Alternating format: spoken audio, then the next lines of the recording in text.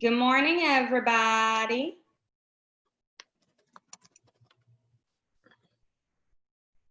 How you're doing? What's up, team? I can't even hear y'all. Good morning. There she is. What's up? How are you? Good. How are you? Great. How's your morning so far? So far, so good. I'm in the middle of moving. A lot of moving? Just exercise. Yeah. I love it. About to What did you do? Zumba or burn zone? I'm almost done with jazzercise, and then jazzercise. Sorry, I mixed those up. Sorry. It's all the same unless you do it. So dancing is fun. Great. I love it. Yeah. I didn't want to miss this. I don't have students anymore, so I can actually. Yay! So now you're going to join our Friday conversations? Yeah. Epic. I love it. Behind the blocked video, so you can't see me. Great. Go ahead.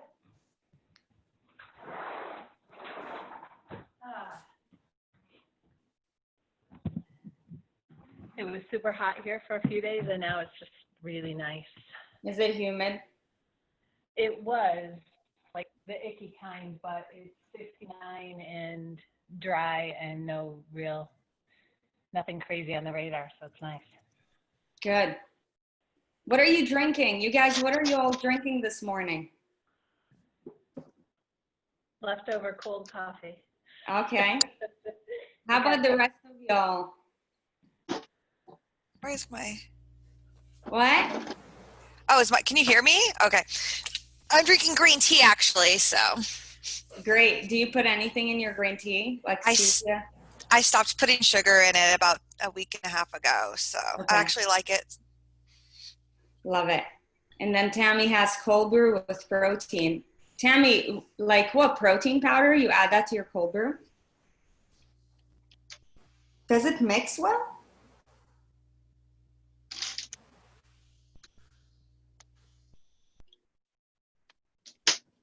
Good morning, Miss Teresa. Not yet.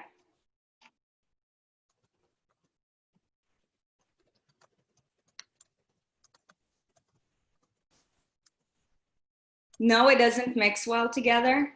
So, like, are you drinking two separate things, basically?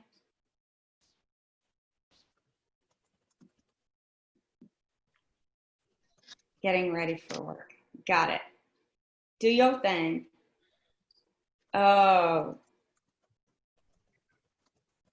So, shake, not powder. So what is it, like a pre-made shake? I'm confused. Shredded Novik is in the house. Good morning. Morning. Did you already do your workout? I did. What'd you do today? It was sumo deadlifts, and which I have only ever done once before, and biking and burpees. Yeah. Cool. It was cool. It was fun. Great. How are you? I'm good. I'm good. I just was at the grocery store. Oh. You know how I have a thing? I actually have a lot of groceries in my car, but you know I have a thing with carrots. You know they make shredded carrots. Yeah. Do you like them? The thing. I do. Well, I hate carrots all the time. Right. I'm sorry who are listening to this, but yeah, I do. I put them in like my eggs in the morning. Just put some carrots in. Yeah. We've had shredded carrots in our fridge for like 2 months. That's what. If you lived around here, I'll just give it to you. I wish you would, because the grocery store by my house, they always run out of them. Got it. Yeah. Good morning, Miss Erin. Erin, what's your last name? Hi, good morning. Erin Wall. Erin Wall. I love it. Was your name different last time on your screen? No. Huh. Well, actually, it probably said Erin Wall last time, and I just said Erin. Okay, maybe. Yeah. I'm like, oh, I see a name and I know it's not Erin because she's sitting right here. How's everybody doing this morning? Good. I love it. Yeah. How are you? Amazing. Ready to get this party started. Yeah. We're waiting for Miss Sarah Wells to join us. Should be good. Oh, she said just 5 minutes behind. Be there soon. We're doing good, team.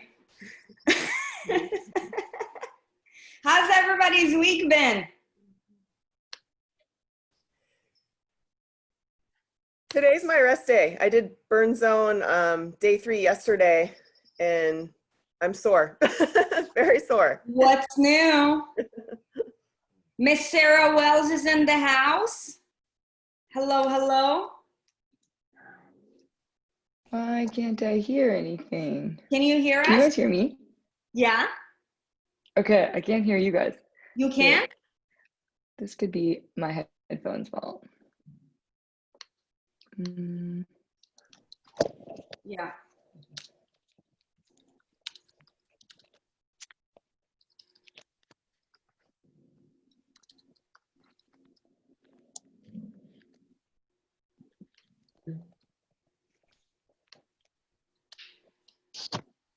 Can you hear us?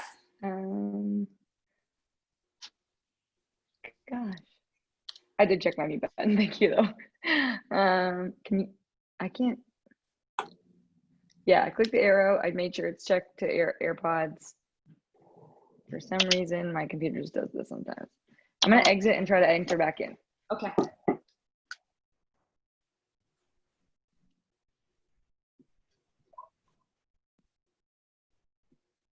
You guys, today's gonna be good. All the Sarahs in the house this morning. If you can drop a comment and just type in the chat box, tell us where are you from and what are you drinking this morning? We would love to know. Where are you from and what? Dang, I still can't hear you guys. Can you hear us? No? I switched to my.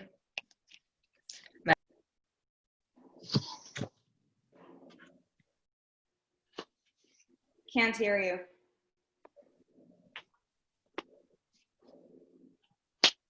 So you guys, I mean, I can hear her. if I go to my laptop, okay, now I can hear you guys, but now I'm just in my laptop audio. Is that fine? Yeah, we can hear you totally fine. Okay. You So- know what? I gotta be honest. It used to happen to me with my AirPods all the Yeah. time in the coaching calls, right? Like remember it happened 2 times, and then Erin taught me this trick. She's like, "What did I teach you?" I'm like, "I'm doing it." She's like, "What did I teach you?" She put me under so much pressure. I'm like, "Just come here and show me." But yeah. Yeah, I don't know why they just stopped working like that. Like it's so annoying. Yeah, I know. Well, for one, welcome. It's incredible having you here. How's your morning going so far? So good. Yeah, got coffee in hand and living my best life. What about you? Okay, I love it. Cheers. So Cheers. Hey, Sarah. How's it going? Good to see you. Great. Who's here? Let's say good morning to everybody. Teresa, Stacy, Teresa, Tammy, Amanda, Karen. Cheers. Karen Shears in the house. Amanda, Erin, Kathleen, Shredded Novik, SSN. Stacy. Yes, Sarah, you get it. I love it. Got a good crew here. Got a good crew. Sarah, so what coffee do you like to drink?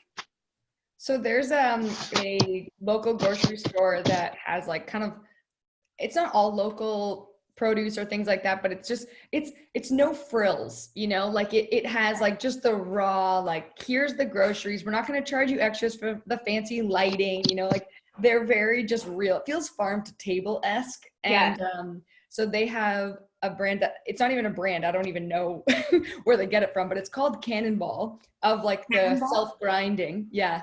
And so Cool. I get it like every single weekend. I don't just drink like a cup of coffee. I make like half of a full pot and drink it all myself. It's so bad. It's so bad. Yep. We were the same way. Mhm. I'm already on my second one and it's 6 a.m. Right. Yeah, I actually forgot about how you guys are that I'm living the good life over here. You guys are early risers. So for one, thank you so much for joining us all the way across the pond or the hop skippity across the border, all the way up in Canada. In fact, I believe that we do have a couple Canadians in the house. If you're a Canadian, drop a Canadian flag or say, "Oh, Canada." But yeah, thank you guys so much for joining us. Are we ready to get this party started? Let's do it. Okay, amazing. All right, you guys. Well, good morning, and good morning, Miss Sarah Wells. You're so powerful and like so tiny. I freaking love it. So, you guys, just a quick background around Sarah. She's an incredible soul. Then take the left lane and take the I-30 east. She's a Canadian hurdler who specializes in the 400-meter hurdle race. Some of her incredible accomplishments are the 2012 London Olympic Games, winning the silver medal in the 2015 Pan American Games, winning the 2007, 2010, 2012, and 2015 national championships.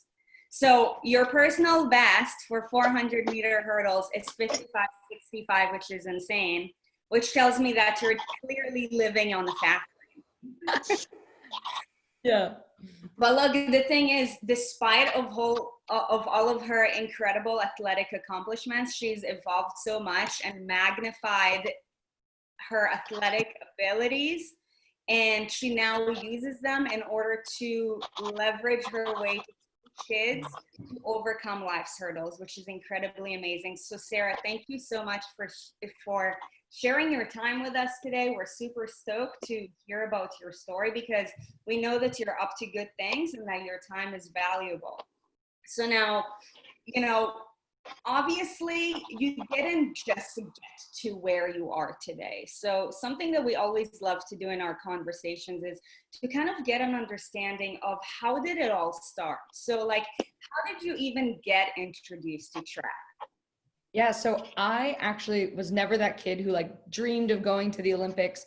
I didn't think I was athletic. I actually didn't even do my sport until high school because I just wanted to find a sport. I just wanted teammates and friends, and so in the 9th grade, I showed up and I tried out for basketball and volleyball and soccer and badminton and field hockey, and I actually got cut from every single one of those teams. And so I actually didn't think I was athletic. But then later in the springtime, a high school teacher was like, "You should do track and field. Like, I saw you in gym class. I think you have what it takes." And I was like, "Dude, you don't want me. Like, I got cut from every team."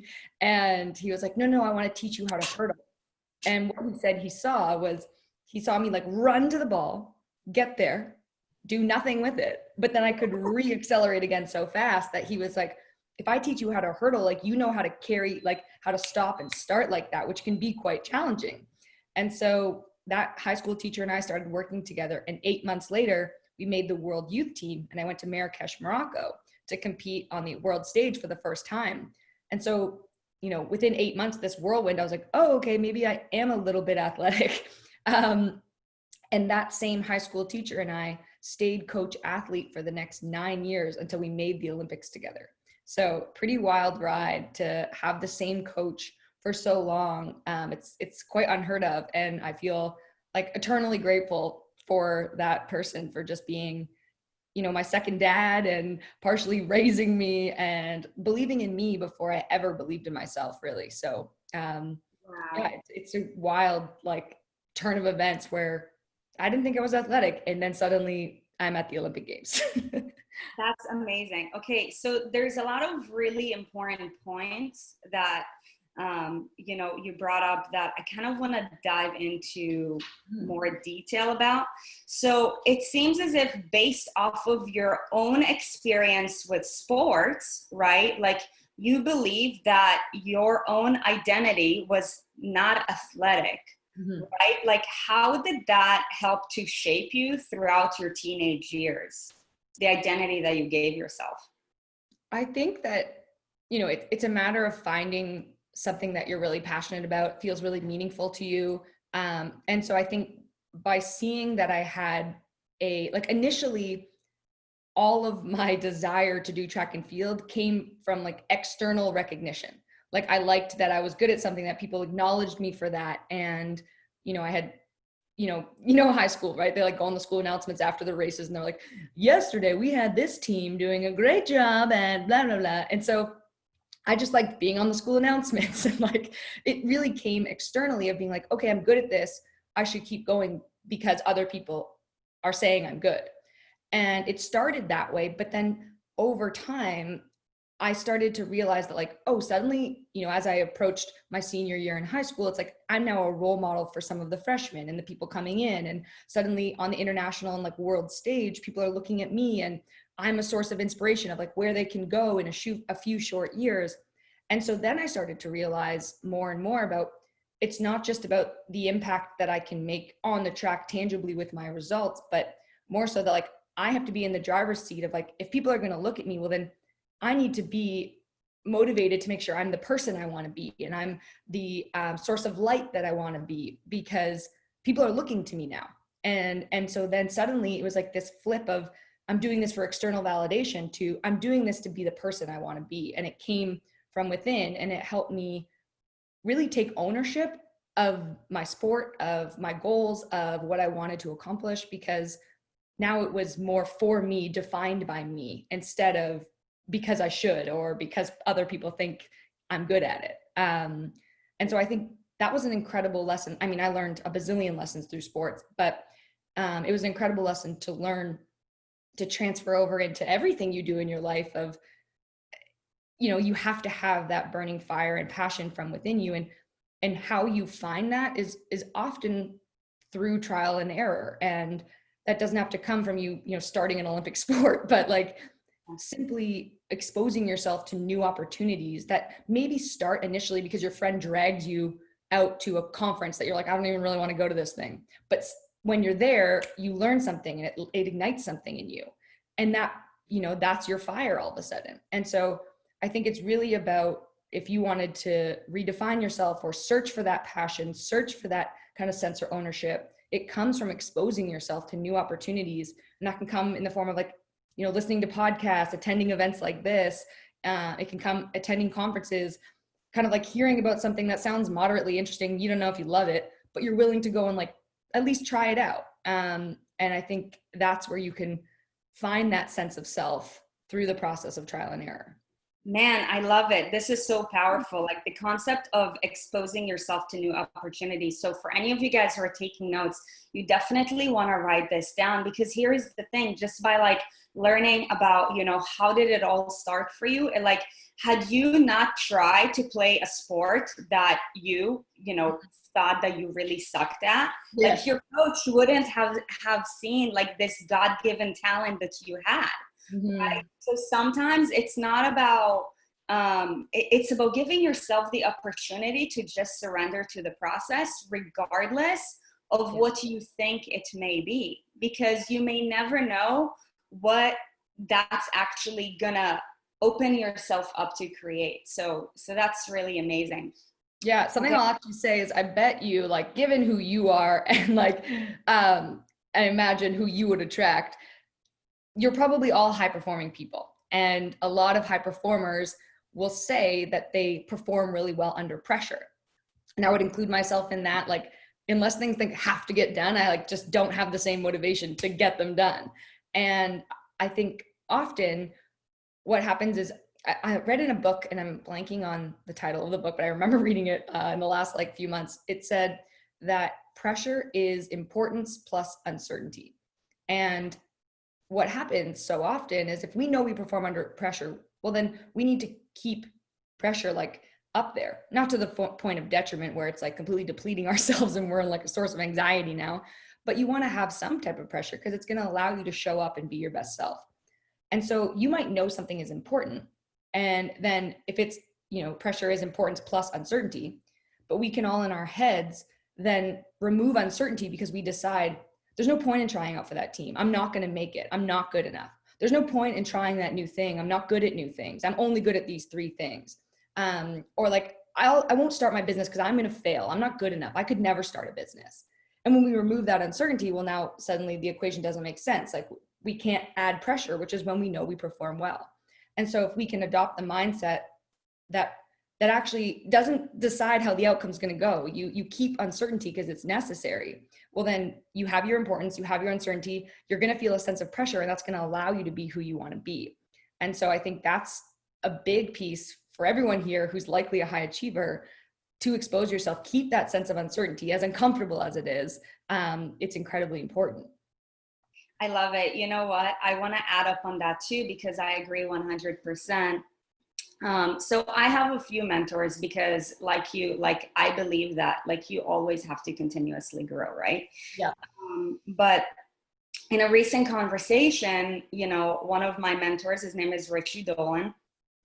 In fact, he trains a lot of athletes, and he's from Toronto as well, so you might know him. Oh, cool. But he was telling us that, you know, there's 2 types of stress, right? There is the eustress and there is the de-stress. And the eustress is this kind of stress that you want to put yourself under as often as possible when you're a high performer, because this is the kind of stress that's going to drive you to become better. Like when you exercise, like when you train, when you're in the track, right? It's like positive stress that creates a positive outcome.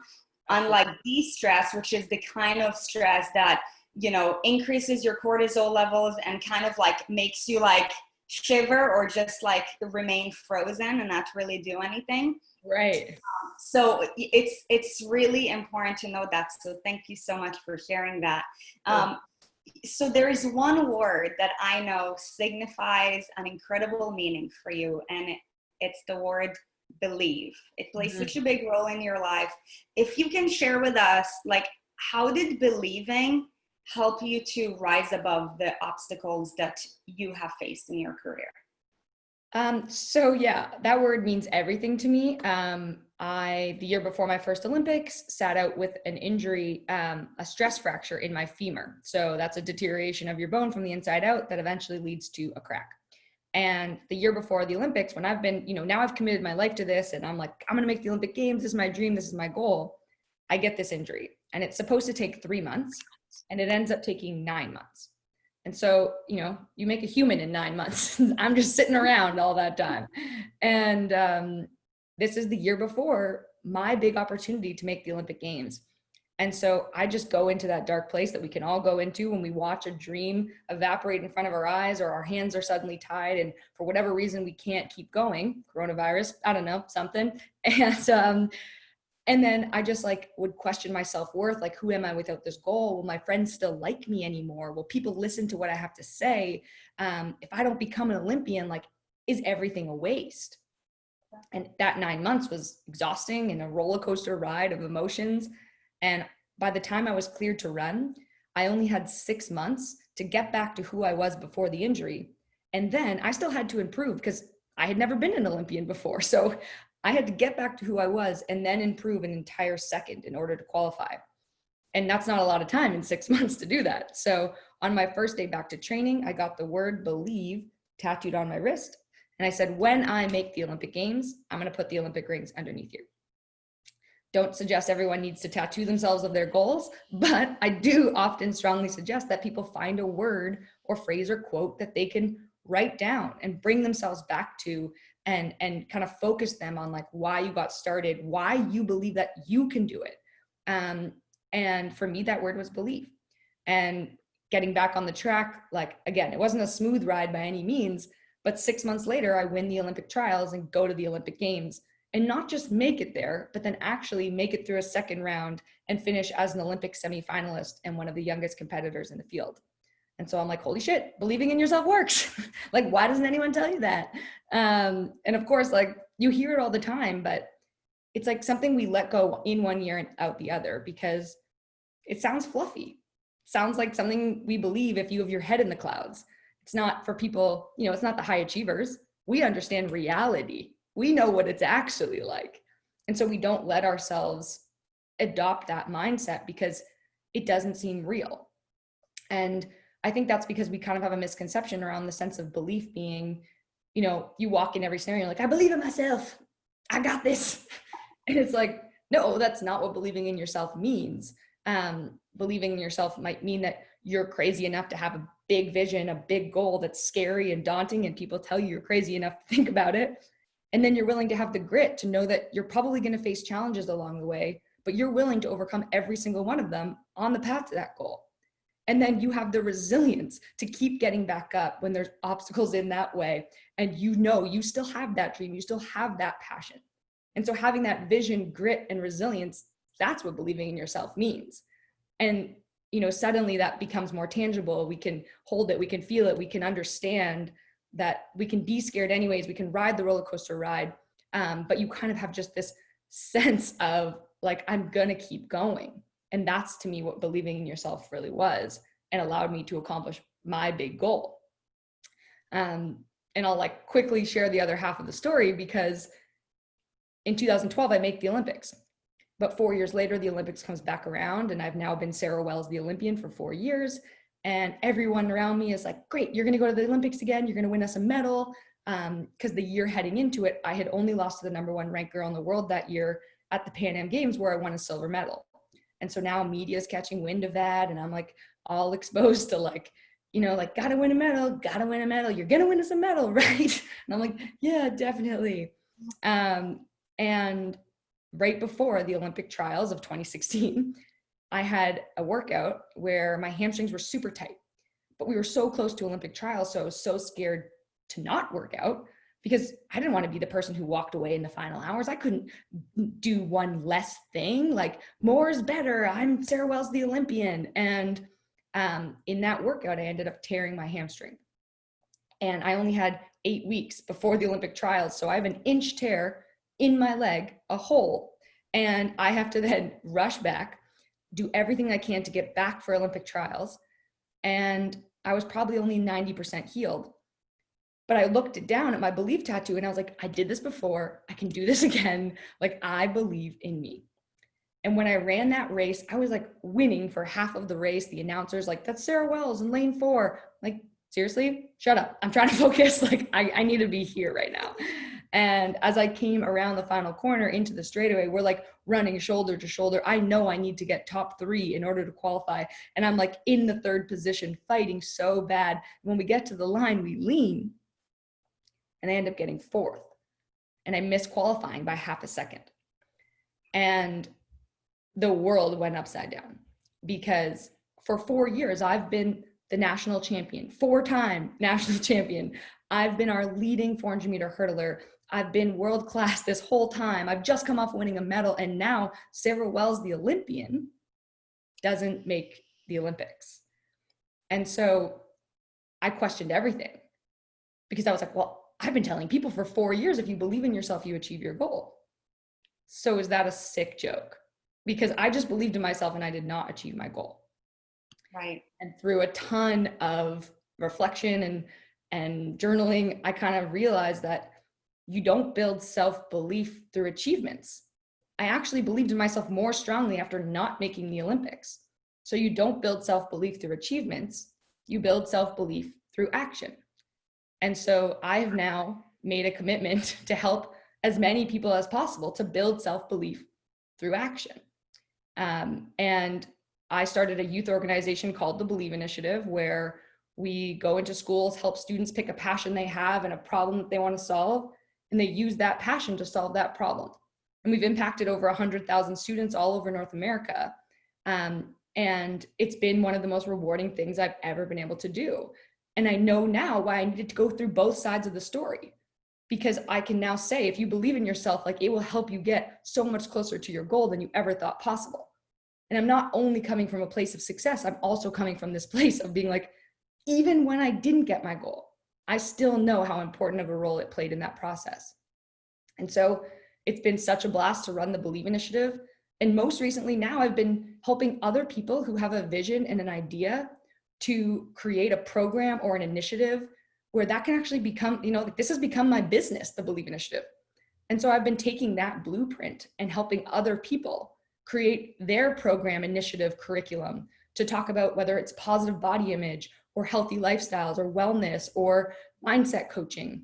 And so it's been so fun to like watch this journey of believing myself take on so many different forms. And now not only create my own program that helped 100,000 people, but help equip other people with their blueprint so that they can go create their own programs and initiatives to impact 100,000 people. And so it's been a wild ride. That's so powerful. You said so many good things and I just wrote down notes. So like I might go like off track, but I promise I'll get back to the main course. So, you know, believing is something so simple yet so hard. So this question I would say is behalf on the audience. Like, you know, when you believed in yourself, right? Because it is actually so hard, like to believe in yourself, right? But when you do, it's the most incredible thing. Like, how did you surrender to the process? So I think that there's a handful of things you can do, and it's honestly about the way that works for you. There's some kind of like tactics I'll suggest where sometimes it can be really hard to believe in yourself when we get really caught up on focusing in the things that are out of our control. And so there's an exercise I often ask people to do where I ask you to draw a circle, and inside the circle you put like your areas of focus, like the things you can control.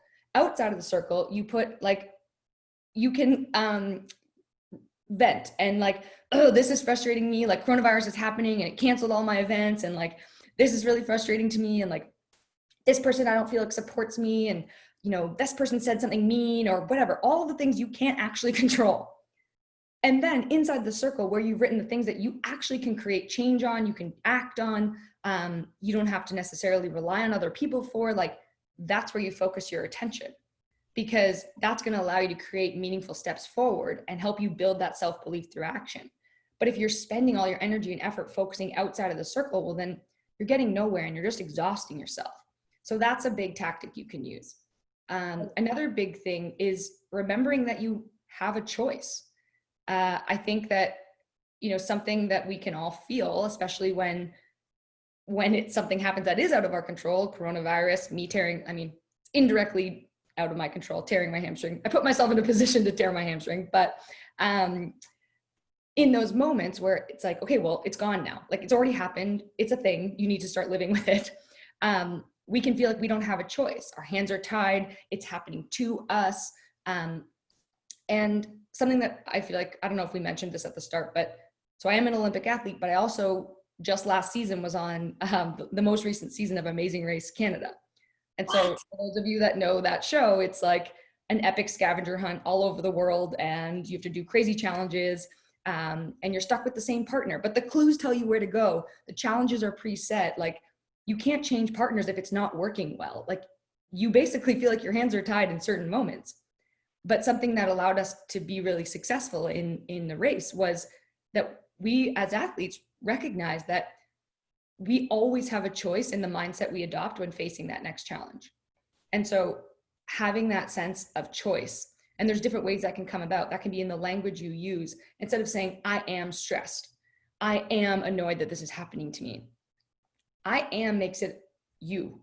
It is a part of you. But if you can even change your jargon, like I feel stress, I feel annoyed about this, then something that takes it external, that's outside of you now. And it's something now you can act on and change. And so through these kind of tactics, like you change your entire environment around you that allows you to kind of fuel that self-belief, take action on things that you can control. And that slowly over time helps you build up some momentum. So that way you can keep moving forward. Yeah, it is really hard to do. Don't get me wrong. And another really massive thing is community and support. Right before I went to the Olympics, I had a send-off party from all my teammates and friends and family members, and they all wore t-shirts that said Sarah's Village, because that's what it was. It was like a village of people that helped me achieve this big goal. Like in that journey, while yes, I had this like unwavering belief in myself, I also like needed certain people in certain moments to say, hey, this is why yesterday you said you could, even though today you think you can't. Because it's like they could remind me of that. And so having groups like this, like relying on your support network, writing your word down, having it like a stake in the ground, that will help reroute you in the moments of self-doubt and bring you back to that course. Man, that is so powerful. I'm just gonna like do a quick recap of all of the amazing nuggets that you dropped, because this is so powerful. Okay, so in order to believe in yourself, okay, you got to focus on what's within your control. If it's out of your control, let it go, because the reality is that you can't do anything else about it. Also, acknowledge the fact that you do have a choice. You don't have to, you choose to. And then, you know, that goes in full alignment with the power of your words, right? Like when you say the word I am, that becomes a part of your identity. That shapes you, right? So use your words in a way where if there is, you know, kind of like a negative connotation, maybe don't attach it to your identity. So like Sarah said, say, I feel stressed instead of saying, I am stressed, because that will absolutely be manifested. And then something that, you know, has carried over throughout your entire life is, you know, getting support from others, right? So like having a community to support one another. And this is really why we do this show, because like when you have other people believe in you, like we all face times where there's just some days where like we feel like, you know, we're like at our lows, right? And if we're women, like I know that all of you guys get me, like around PMS or like that time of the month, like we really feel it. It's like it starts to magnify even more. But it's really cool when you're in a vulnerable position and other people are like, hey, like you're a fucking badass. Now let's do this, right? So thank you so much for sharing it. You know, I want to ask you a question with regards to your intuition, right? So it sounds as if right before your second injury, when you tore your hamstring, like you're like, my hamstrings felt super tight. Like from your language, it seemed as if you knew that you were in a compromised position, right? But you followed through anyway. I believe that nothing in life happens by accident and that things happen for you, not to you. But tell me a little bit about, you know, the process of, you know, you getting to practice, knowing that your hamstring is tight, and obviously, you know, being an elite athlete, taking care of yourself is the most important thing. Like what kind of like went on through your mind? Yeah, this is a fun question. I don't think I've ever been asked this before.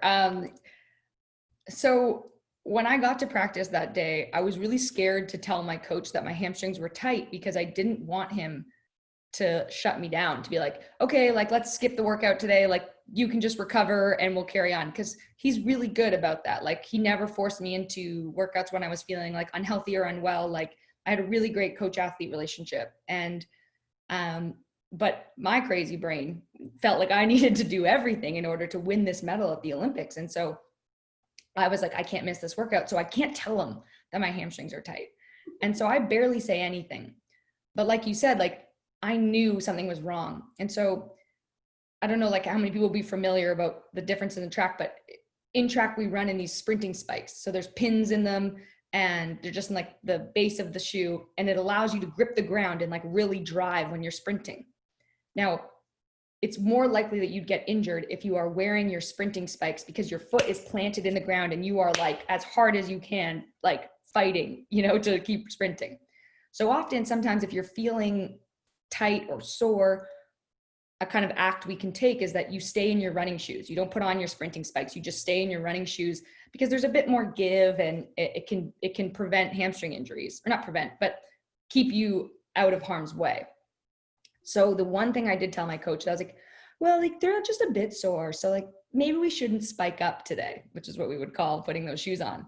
And he's like, okay, yeah, like sounds good. We'll stay in your running flats. And so I felt like I was like, I'm taking a precaution here. Okay. Like this should be good enough. And what's bad about not being honest with yourself or the people around you in the moments where you do have some self-doubt or you're feeling unsettled about like you know, how much you have to give, is that once I got into the workout, staying in my running flats, the running shoes, I almost forgot because my body started to get warmed up and my hamstrings started to like, you know, loosen up a little bit. And so I just kind of was like, well, whatever, I can keep sprinting as hard as I can just in my running flats now because it's like kind of going away. And because I like so badly wanted to like achieve this thing and give it everything, I didn't have that external source kind of helping hold me accountable. And so had I have maybe told him a bit more about how serious I was feeling of how tight they were at the beginning, he might have said, Sarah, dial back. Like, why are you trying to sprint so hard? You're not even in your sprinting spikes. Like, let's just like dial back. But instead, I like was pushing so hard. I had taken a precaution and then I kind of let the precaution go away because I started to feel good. It was kind of like when you get sick and you take your medicine and then you kind of like leave your medicine and like don't finish the bottle. And that only harms you down the line. That's kind of what happened to me. Yeah. And so I did know, but I didn't give myself an accountability externally to have to answer to them when I started to almost like get healthier, if we're using the vitamin example or the medicine example. Right. And so I think that played a big role of sometimes like we're not the best advocates for ourselves and we need those other people again. And I knew it at the start, but the second I got any type of like, you're okay here, I just like threw caution to the wind. Yeah. So, you know, I truly believe that it happened for you, like I said again. However, would you consider that experience to be like a lifelong lesson? Yeah. So people often ask if I regret that happened. And I have like, yes and no.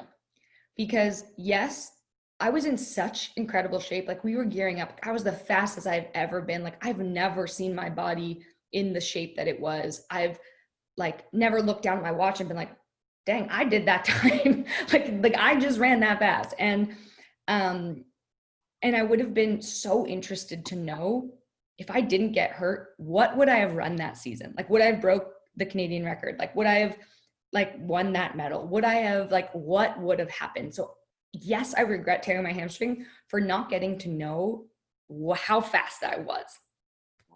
On the flip side, as I mentioned before, everything I'm getting to do now with helping people launch their initiatives, like getting to speak on stages, sharing this story everywhere, it only carries the weight that it does because I've seen both sides of believing in yourself and achieving it and believing in yourself and having it fall flat. And because I can still stand here and still believe it as strongly as I do, even though it doesn't work out every time, it just gives me so much more credibility. It's opened my eyes up to so many other opportunities.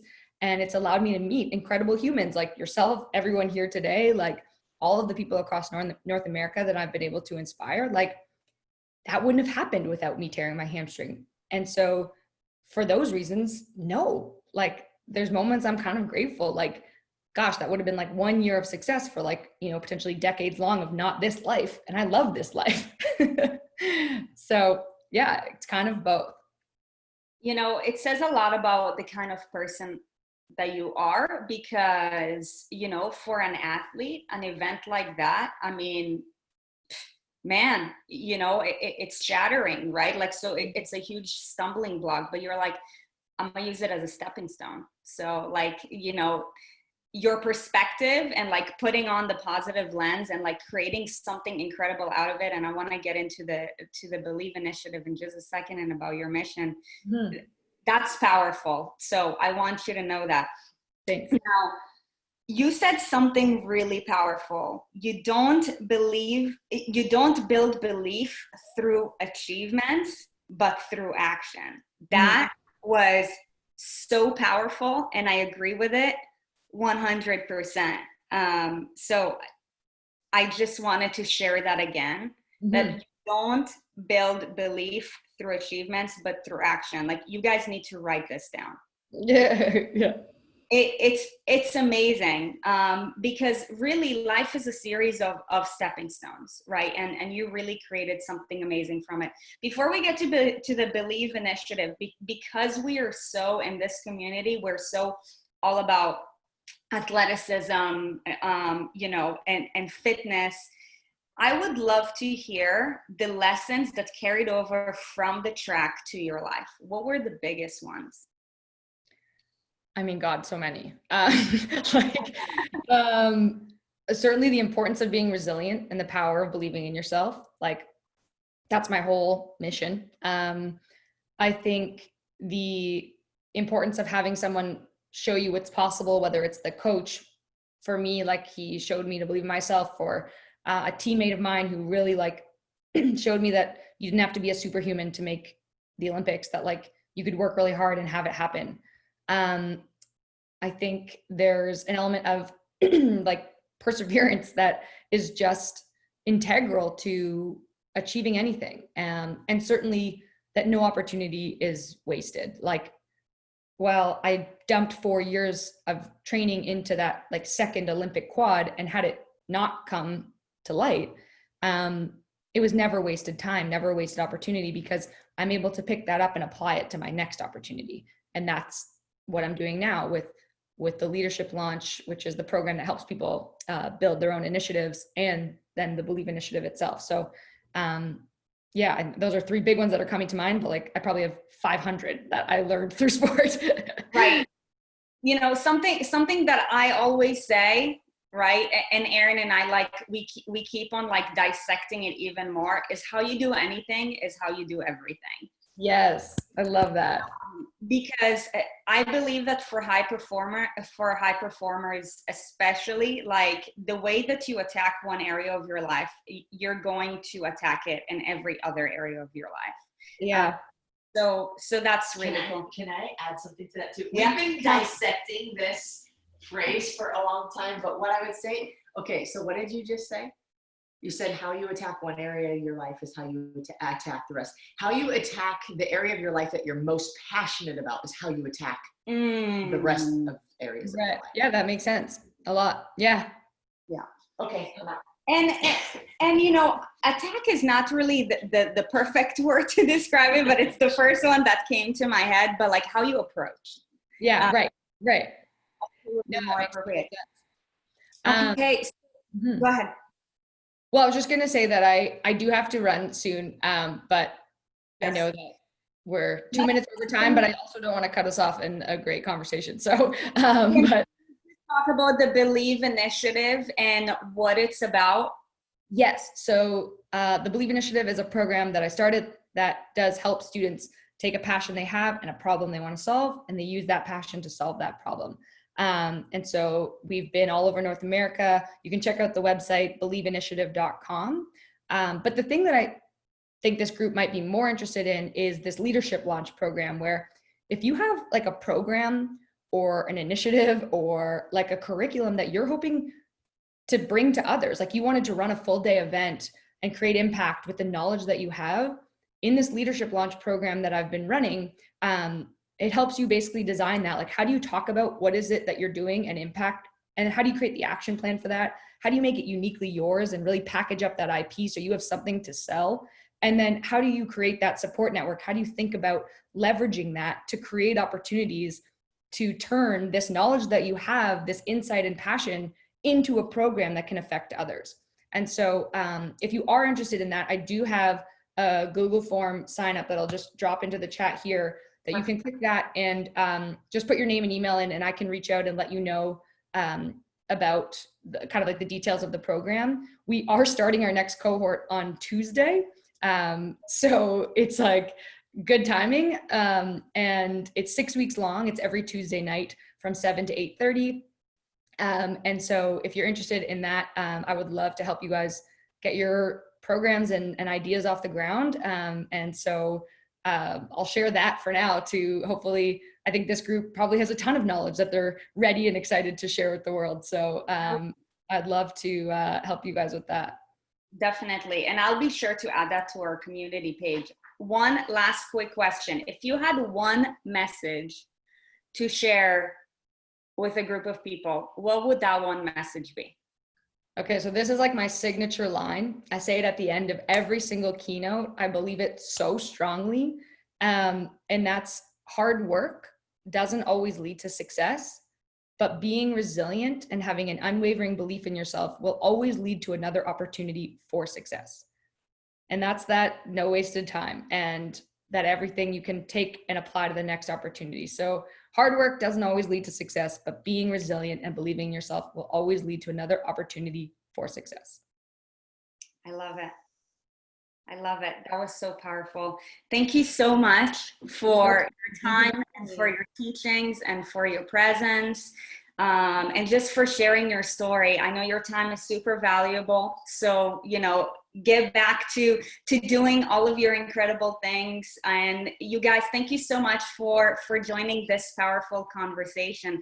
Yes. Sarah, it's been such a pleasure. Thank you so much for your time. Of course. Thank you for having me. Nice to meet all of you, and I hope to talk to you guys again soon. Bye, Mama. Bye, everyone. Ciao. You guys, wasn't that amazing? Hard work doesn't always lead to success, but being resilient and believing in yourself will Always. Yep. So amazing. Yeah, she's really great. We heard her speak at an event a year ago, and I was like, she is awesome. There is something about these track and field athletes, man. They're great. Well, I know that Sarah had to run pretty quickly. However, no pun intended. right. Living on the fast lane, right? Thank you guys so much for your time this morning as well, and for joining us. I know that you're up to amazing things. It's crazy how they all say almost the same thing as you two preach. There is a reason why we interview them, right? It's all mindset, you guys. It's all freaking mindset. Like, high performers of any kind literally like see things the same way, because how you do anything is how you do everything. But as a high performer, exactly. We will dive into it in more detail in one of our episodes. But you guys, thank you so much. I hope that you guys have an incredible weekend ahead. If any of you guys, actually Sarah already dropped the form. If any of you guys want to get connected with her, you can also follow her on Instagram. I think it's Sarah Wells 400H. She's great. So definitely be sure to do that. Once again, you guys, thank you. I hope you have an amazing day and weekend ahead, and we will catch you on Monday. Bye. Bye. Bye.